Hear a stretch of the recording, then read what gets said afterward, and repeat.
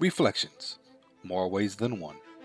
Written by the C.S. Lewis Institute, September 2022. In a paper titled De Audiendis Poetis, C.S. Lewis offers an analogy between traveling to a foreign country and reading old books and, in doing so, provides practical advice about both. An excerpt follows.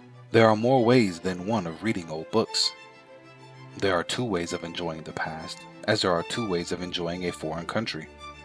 One man carries his Englishry abroad with him and brings it home unchanged. Wherever he goes, he consorts with other English tourists. By a good hotel, he means one that is like an English hotel. He complains of the bad tea, where he might have had excellent coffee. In the same way, there is a man who carries his modernity with him through all his reading of past literatures and preserves it intact. But there is another sort of traveling and another sort of reading. You can eat the local food and drink the local wines.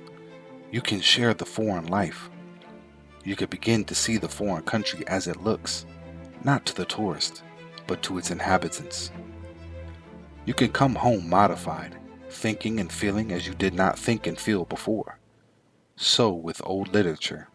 You can go beyond the first impression that a poem makes on your modern sensibility, by study of things outside the poem, by comparing it with other poems. By steeping yourself in the vanished period, you can then re-enter the poem with eyes more like those of the natives, now perhaps seeing that the associations you gave the old words were false, that the real implications were different from what you supposed. I am writing to help, if I can, the second sort of reading, partly of course because I have a historical motive. I am a man as well as a lover of poetry. Being human, I am inquisitive. I want to know as well as to enjoy. But even if enjoyment alone were my aim, I should still choose this way, for I should hope to be led by it to newer and fresher enjoyments, things I could never have met in my own period, modes of feeling, flavors, atmospheres, nowhere accessible, but by a mental journey into the real past.